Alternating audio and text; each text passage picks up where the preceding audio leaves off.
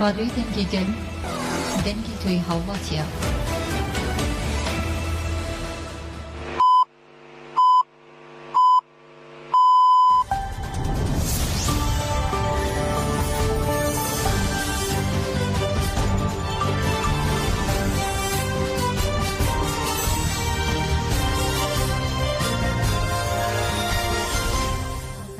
لدرجه کارو چالکیان با آزادی جسیر و جلان و انگرتنی زندانیان سیاسی لترکیه باکوری کردستان لچلوشش من روش دابر دوامه زندانیان سیاسی لزندانکانی باکوری کردستان و ترکیه لچارچه حلمتی آزادی باره برو جلان چهار سری سیاسی با پرسیکور منگرتنی علا خواردن دست بکردوا چالکیان رول روزی چلوشش من دابر دوامه منگرتنی خواردن لبسحوتی تشرینی دوم و کوب شکل حلمتی آزادی باره برو جلان چهار سری سیاسی با پرسیکور دستی بکردوا و بریاره تا وکو 15 شباتی امسال بردوام بیت.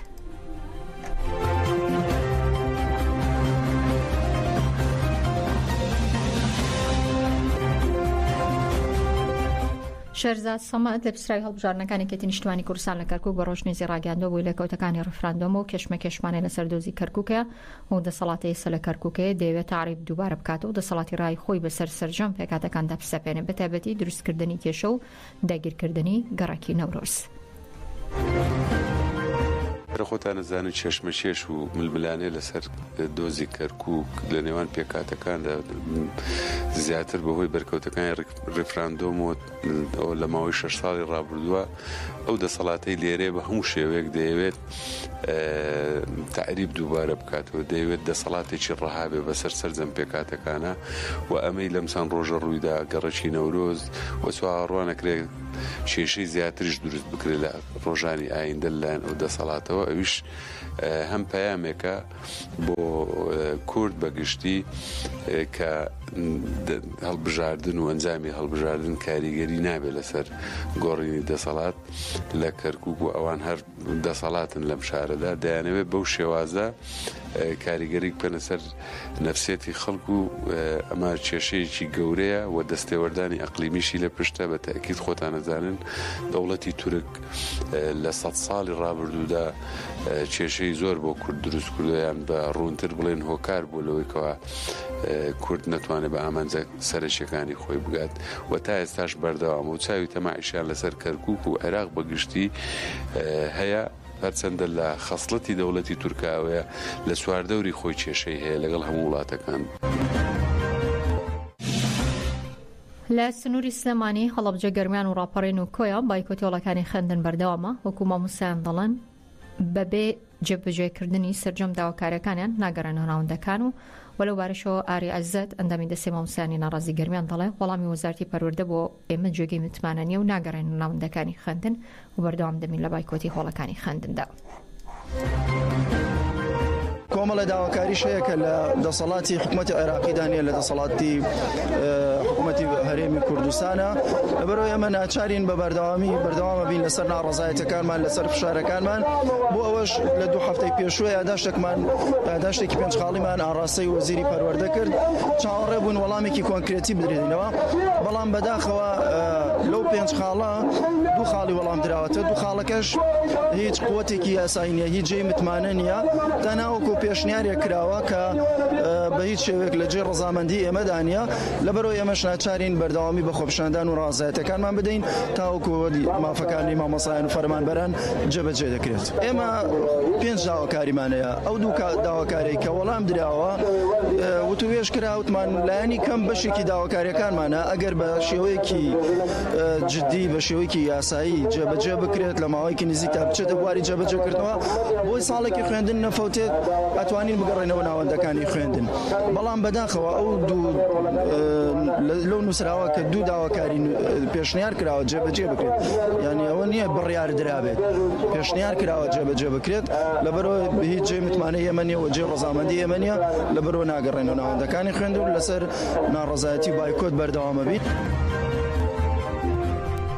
هێرشە داگیرکاریەکانی دەوڵەتی تورک بۆ سەر هەرێمی کوردستان بەردەوامە مژدە ڕەوف بەڕێوەبەری وقافی چەمچەماڵ دەڵێت پێویستە هەموو مامۆستایانی ئاینی چین و توێژەکان و لایەنەکان و هەموو خەڵکی کوردستان بەگشتی بێنە سەرخەت و داوا بکرێت کە کۆتایی بەو جۆرە پەلامار و هێرشانەی تورکیا بهێنرێت. بگرایە سەر فلانە شوێن فلانە گوند فلانە منطقە یا خەڵکێکی پێوە بوو یا کەسێک بووە قوربانی بەهۆی ئەو هێرش و پەلامارانەوە بەڕاستی ئینشاءالله ئەمە داوامان وایە بە زووترین کات چارەسەر بێ و ئەم شتە کۆتایی پێبێ و ئەمە کارێکە لەو کارانەی کە ئەبێت مایەی پشێوی و نانەوەی بەڕاستی بێتاقەتی و هەروەها تێکدانی ئەمن و ئاسایشی وڵات. وەڵا ئێمە بەڕاستی داواکاری ئێمە ئەوەیە کە لایەنی دەسەڵات بە هەوڵ و هیمەتی خۆی بە کۆششی خۆی بە قسەکردن لەگەڵ وڵاتانی دراوسێ و دەوروبەر هەوڵ بدرێت یعنی بۆ چارەسەرکردنی ئەم بابەتە و داوامان وایە هەموو لایەک هەموو چین و توێژەکان بەیەکەوە بێنە سەرخەت بۆ ئەوەی کەوا کارێک بکرێ کە بەرهەمی هەبێ ئینشاءالله و بتوانرێت کە ئەم جۆرە هجووم و پەلامار و کارانەی کە کراوە یعنی کۆتایی پێ بهێنرێ و بۆ وەستێنرێت. نزیکەی 2000 کرێکار لە باکووری کوردستان و تورکیا گیانیان لەدەست داوە. تەنها لە ساڵی ڕابردوو لە باکووری کوردستان و تورکیا 1929 کرێکار گیانی لەدەست دا و بەرزترین ڕێژەی گیان لەدەستدانیش لە مانگی 8 ساڵەدا بووە.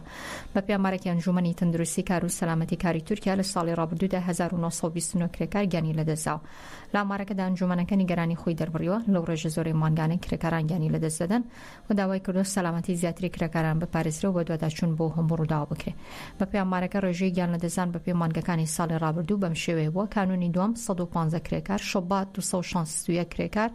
لە ئازاردا 130 کرێکار، نیسان 123 کرێکار و ئار 147 کرێکار. هەروە لە مانگی حوزەیراندا 160 کرێکار، لە تەموو 184 کرێکار، لە مانگی ئاب 206 کرێکار و لە مانگی ئەیلول 153 کرێکار گیانی لەدەستدا. لە هەمان کاتدا لە تشرینی یەکەم 151 کرێکار، لە تشرینی دووەم 145 کرێکار گیانی لەدەستدا و هاوکات لە کۆتایی ساڵ و لە مانگی کانونی یەکەم 154 کرێکار گیانی لەدەستداوە. کەمال چۆمانی ڕۆژنامەوان ئاشکرای دەکات لە دادگایەکی ئەمریکا سکاڵایەکی یاسایی لەسەر هەندێک چالاکی نایاسایی لە دژی پارتی دموکراتی کوردستان و ماڵی بارزانی تۆمار دەکرێت. کەمال چۆمانی ڕۆژنامەوان لە پەڕەیەی خۆی لە فەیسبوک نووسیوێتی ساڵی 2024 بۆ هەندێک لە بەرپرسە بەرزانیەکان لە لوتکەی دەسەڵاتدا لەوانەیە ساڵێکی شوم بێت چونکە تێوەگلاون لە هەندێک چالاکی نایاسایی لە هەرێمی کوردستان و عێراق و ئەمریکا. ئەمەژێ بۆ شکرۆ بەپێی هەندێک زانیاری لە واشنگتنەوە پێیان گەیشتووە سکاڵاکی یاسایی دژ بە گروپێک لە لوتکەی بەرپرسانی پارتی دموکراتی کوردستان و حکوومەت بە تایبەتی بەرزانیەکان لە دادگایەکی واشنگتن تۆمار کراوە و ڕۆژنامەوانش دەڵێ هەفتەی داهاتوو زانیاری ورتر لەسەر ئەو سکاڵایە بڵاو دەکەنەوە. پۆلیسی ئەڵمانیا لە شاری هانۆڤەر هەڵیکوتاوەتە سەر ماڵی چەندین بنەماڵی کوردی دانیشتووی دەوروبەری ئەو شارە. بە گوێرەی زانیاریەکان سەر لە بەیانی دوێنێ پۆلیس ئەڵمانی هەڵیکوتاوەتە سەر ماڵی ژمارەی زۆر لە کوردستانیانی شاری هانۆڤەر و شارۆچکەکانی دەوروبەری وەکێک لەو ماڵانە کە پۆلیس هەڵیکوتاوەتە سەریان ماڵی هونەرمەند جوان چەولیکە. بە گوێرەی زانیاریەکان ئەمڕۆ پێنجشەمە لە دژی فشارەکانی پۆلیسی یالەتی ساکسۆنیای خواروی کۆنفرانسێکی ڕۆژنامەوانی بڕیارە ساز بکرێ